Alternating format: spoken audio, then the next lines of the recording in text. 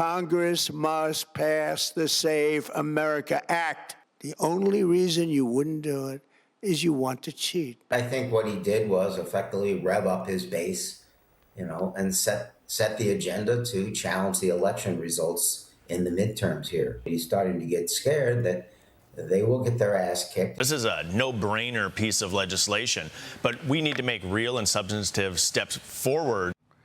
Talking there about the Save America Act after the president's primetime address, in which he laid out specific, as he called them, vulnerabilities in the U.S. election system. Reuters writes it this way: Trump puts election security at the center of Republicans' midterm fight. A lot of criticism of the speech. The president was not one of them, as you can imagine. He put on Truth Social great reviews on speech last night. Big audience. Passed the Save America Act. Thank you, President Donald J. Trump. So what about this speech, the reaction to it, the Save America Act? We'll start there with the panel. Roger Zakheim, Washington director of the Ronald Reagan Presidential Foundation and Institute, Wall Street Journal White House reporter Philip Wegman, and Yemisi Egbewale, former chief of staff and advisor to the Biden White House press office. Okay, Phil, in reaction to the speech, what the White House thought, what Democrats clearly very vocal about it today.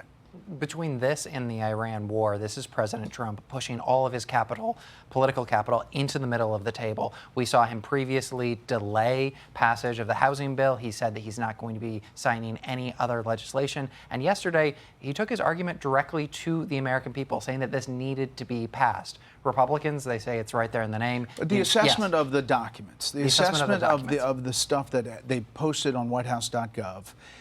What's the overall assessment today? We've looked at it. A number of things had been out before. The declassified documents obviously had not. But they are talking about threats and vulnerabilities, not specific votes that have been changed. Yes. Is that correct? And that's the key distinction here. While the president pointed to foreign malign influence and potential attempts for meddling, what he didn't show was that a single vote had changed or that a single voting machine had been hacked. That's something that I think Democrats are going to continue to highlight, and that was something that was missing from the remarks last night. Secretary Markwayne Mullin, Homeland Security, came out talking to reporters, Yemisi, and he pointed to a DHS study. Let's take a listen. We've identified 250,000 non-citizens registered to vote in just 4 states. If the election officials, once we gave them the information they need to secure their elections, and they chose not to, then those individuals can also be held accountable by fines, by penalties, and even, depending on how far it goes, prison time. Again, this is a DHS study. He went on X, got a little bit more specific. Preliminary DHS government review found over 250,000 non-citizens registered to vote in 4 states, California, New Jersey, Pennsylvania, and Nevada. This shouldn't be a red or blue state issue. Only Americans should elect American leaders. We put these governors on notice. States must work with us to ensure free, fair, honest elections. They're pointing to this internal study. They're not saying that all of those people voted. And that's, I mean, you can make assumptions that in different states, different things happened. But what's the reaction to that? I mean, it's a big number. Yeah, it feels a little bit disjointed. I think there are 2 tracks here. You have the president speaking a little bit about Georgia, but mostly about this idea of foreign interference. And then you have Secretary Markwayne Mullin talking about this study. And as a former senator, he should know that this is going to be incredibly hard to make any motion when it comes to the Save America Act. Senate Majority Leader John Thune has already said he's not looking to the past of Georgia. He's looking forward. They've already tried last month to attach it to a funding bill. I just think no matter what arguments they make here, you're not going to move people like Senator Lisa Murkowski, who's been very clear that this disenfranchises rural Alaskans. Understanding all the criticism that's coming, Roger, the issue of election integrity is a passionate one for a lot of people, especially in the middle of the country. Absolutely. And I think the president addressed that when he said, I'm speaking to you, going over the heads of those in the Senate and the House of Representatives. It's an 80-20 issue on voter ID.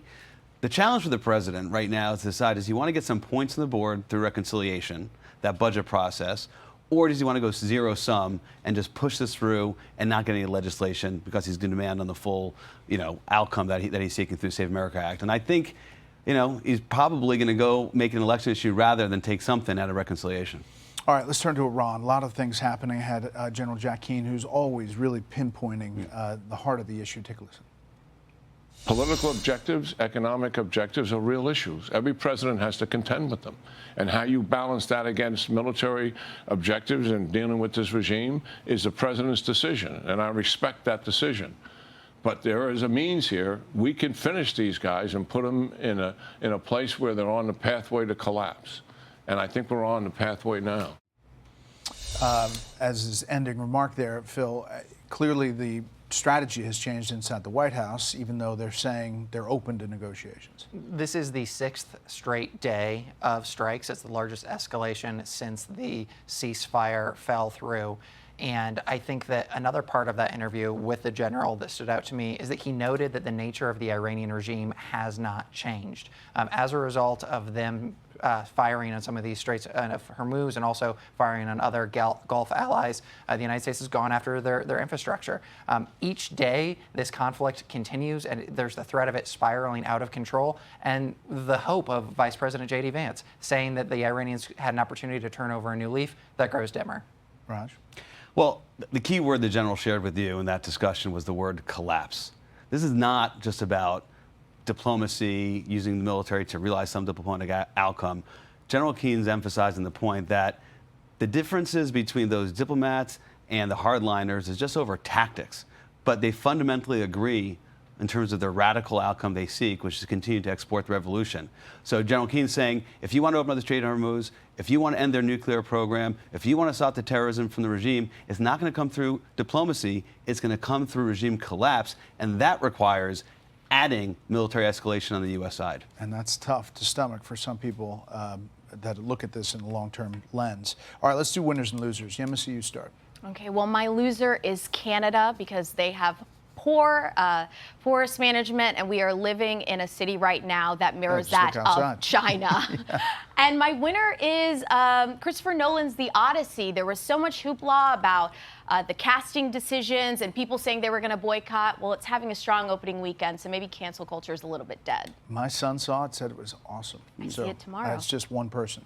All right, Phil. My loser here is Taco Bell, because even before we knew where the origin of the Cyclospora outbreak came from, I think we all sort of knew that Taco Bell would be rolled up in this story somehow. So come on, guys, wash your lettuce.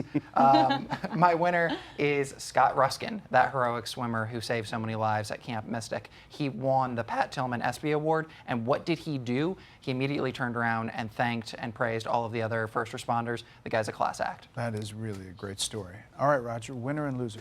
Well, my winner is Argentina, Messi and Milei. Even early, you're calling the winner? They beat England, they got to the finals, and the reason why I'm with them is because Milei brought freedom back to the Western Hemisphere, supporting America, and I can't say the same for Sanchez's Spain.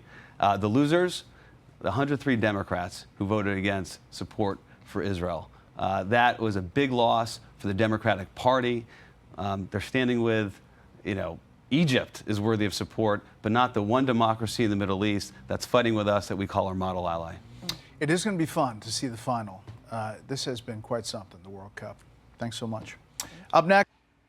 Be sure to like and subscribe for all the Fox News latest on YouTube and catch full shows streaming now on Fox One.